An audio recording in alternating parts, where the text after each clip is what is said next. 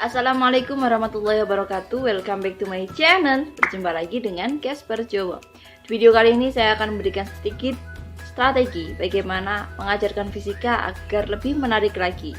Tapi seperti biasa, bagi yang belum follow IG-nya Casper Jowo, jangan lupa di follow. Dan bagi yang belum subscribe, klik tombol subscribe sekarang juga.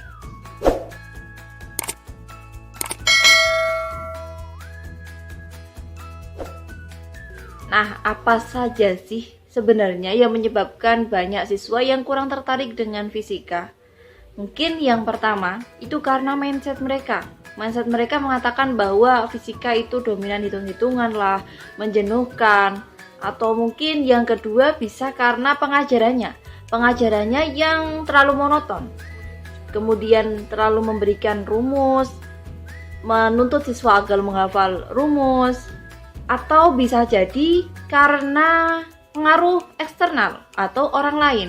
Bisa juga kalau misalkan andaikan saya sebagai anak baru yang belum tahu fisika itu apa, kemudian ada kakak tingkat yang menceritakan bahwa fisika itu seperti ini, banyak seperti ini, menyebabkan kita seperti ini. Akhirnya kita kan timbul perasaan, wah ternyata fisika itu susah. Nah, dari perasaan itulah akhirnya menggiring opini kita mengatakan bahwa fisika itu susah, padahal kita belum mengetahui sebenarnya fisika itu seperti apa. Selain itu, mungkin yang keempat itu karena mereka kurang menguasai pembelajaran fisika tersebut. Berangkat dari masalah-masalah tersebut, kita harus membuat siasat bagaimana peserta didik agar lebih tertarik dengan fisika. Yang pertama, trik yang perlu kita terapkan yaitu menciptakan suasana belajar yang nyaman. Karena ketika kita sudah menciptakan suasana belajar yang nyaman, itu bisa dengan menata ruang kelas atau membuat ruang kelas senyaman mungkin untuk kita belajar, atau bisa juga dengan suasana kelas yang biasa-biasa aja tapi bersih. Nah, selain itu kita juga harus menyiapkan psikologi siswa supaya dapat dengan mudah untuk menerima pembelajaran yang kita terapkan. Misalkan sebelum pembelajaran kita mulailah pemanasan dulu atau mulai interaksi dulu dengan siswa, sehingga kita dapat menggiring siswa untuk siap menerima materi yang kita akan ajarkan. Yang kedua, mulai dengan konsep faktual. Oke, ini yang kedua itu yang perlu sekali kita terapkan kepada anak-anak. Meskipun sebelumnya kita sudah membuat rancangan yang akan kita sampaikan kepada anak-anak, jangan kita menyampaikan itu secara formal ya kepada anak-anak. Misalkan gini, kita langsung menyampaikan bab ini, kali ini kita akan belajar tentang getaran. Di dalam getaran itu ada rumus yang mengatakan gini. Atau langsung kalau nggak gitu, kita akan belajar tentang pengukuran. Di pengukuran itu kita bisa menggunakan mistar, kita bisa menggunakan ini. Di mistar itu satuannya sentimeter, kemudian ada juga yang kecil namanya milimeter. Jangan terlalu formal seperti itu, karena khawatirnya dengan suasana yang kita ciptakan seperti ini, benar, mungkin menurut kita itu to the point ya, tapi siswa itu akan jenuh. Mereka ibarat seperti ini. Misalkan kita tidak memberikan konsep yang nyata kepada mereka. Mereka sebelumnya belum tahu hal itu. Kemudian kita ceritakan kepada mereka. Apakah mereka tertarik? Tentunya tidak. Jadi ketika kita mengajarkan sesuatu, sebisa mungkin kita kaitkan dengan kehidupan sehari-hari kita. Contohnya, misalkan kita di pengukuran. Sebelumnya openingnya kita, pernah nggak kalian ngukur panjang meja? Nah, bisa dimulai dengan pemanasan seperti itu. Setelah itu, setidaknya mereka udah tahu, oh yang ini namanya mistar. Mistar itu bisa disebut juga penggaris atau gini-gini. Nah, dari pembelajaran seperti itu yang bisa membuat mereka nyaman sebelumnya. Oh, ternyata fisika itu mudah ya. Oh, ternyata fisika itu mempelajari tentang seharian kita. Jadi, kita tuh nggak perlu takut dengan fisika. Mungkin seperti itu. Yang ketiga, sesuaikan dengan kemampuan berpikir siswa. Nah, ini masih ada kaitannya dengan yang kedua tadi ya. Kadang-kadang ada beberapa materi yang sifatnya itu abstrak dan susah dicerna oleh siswa. Kenapa? Karena memang strategi guru yaitu dapat membuat materi yang abstrak tersebut menjadi nyata melalui pembelajaran verbal atau media pembelajaran. Jadi contohnya gini, andaikan di sekolah kita belum ada yang namanya jangka sorong misalkan. Nah, Bagaimana untuk mengajarkan jangka sorong? Kalau misalkan kita hanya cerita kepada peserta didik atau anak didik kita bahwa kita bisa mengukur jangka sorong.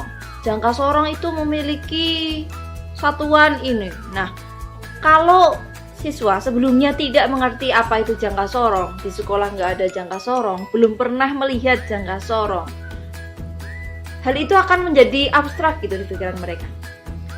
Mungkin beberapa hal yang dapat kita lakukan yaitu bisa saja kita membuat media pembelajaran. Dengan memanfaatkan media pembelajaran tersebut, yang abstrak itu bisa menjadi nyata untuk mereka. Meskipun mereka hanya melihatnya, entah itu melalui gambar atau mungkin melalui video yang kita tampilkan. Menyampaikan media pembelajaran yang sudah kita buat itu juga harus disesuaikan dengan pola berpikir peserta didik. Misalkan kita akan menyampaikan tentang medan magnet, tapi sebelumnya mereka belum pernah tahu medan magnet itu apa. Tiba-tiba kita menjelaskan medan magnet itu setingkat kita dijelaskan ketika kuliah. Nah, itu kan tidak bisa sinkron ya, karena harus sesuai dengan pola pikir mereka. Harus kita bisa menyesuaikan dan kita harus tahu kemampuan mereka itu seperti apa. Nah, kita menyesuaikan kemampuan mereka. Yang keempat, kesimpulan uraian materi pelajaran. Kesimpulan materi pelajaran merupakan uraian dari materi pelajaran. Hal ini sangat penting diberikan oleh guru ketika di akhir pembelajaran. Jika ada materi yang memiliki rumus, perlu disampaikan di akhir pelajaran sebagai kesimpulan dari uraian materi pembelajaran tersebut. Yang kelima, seimbangkan pemberian tugas. Maksudnya gimana? Jika kita perlu memberikan tugas kepada anak, kita berikan tugas sesuai proporsional. Soal tugas dimulai dari pemberian soal yang mudah, sedang, dan susah. Tugas ini bertujuan untuk meningkatkan pemahaman siswa terhadap materi yang telah kita berikan. Jadi, tugas ini bersifat untuk mengasah lagi kemampuan berpikir peserta didik. Sehingga tugas yang kita berikan itu tidak sia-sia dan dapat bermanfaat untuk kemudiannya, serta mereka dapat merasakan manfaat dari tugas tersebut. Karena banyak peserta didik yang merasa bahwa tugas itu terlalu memberatkan. Kenapa perasaan itu bisa ada? Karena tugas itu tidak sesuai dengan proporsionalnya. Misalkan, ketika anak baru diajari tentang pengukuran, kemudian mereka langsung diberikan tugas yang berat, itu kan tidak sesuai dengan proporsionalnya. Nah, dari situ anggapan bahwa tugas fisika itu semuanya berat itu akan terkurangi dengan kita memperhatikan proporsionalnya atau tingkatannya dari awalnya yang mudah, sedang, dan kemudian sukar. Jadi ketika kita memberikan tugas itu harus runtut seperti itu. Terima kasih sudah menyaksikan video ini. Jika ingin memberikan komentar, tanggapan, atau memberikan kritik saran, silahkan tulis di kolom komentar ya. Jangan lupa like, comment, share, and subscribe. See you next video.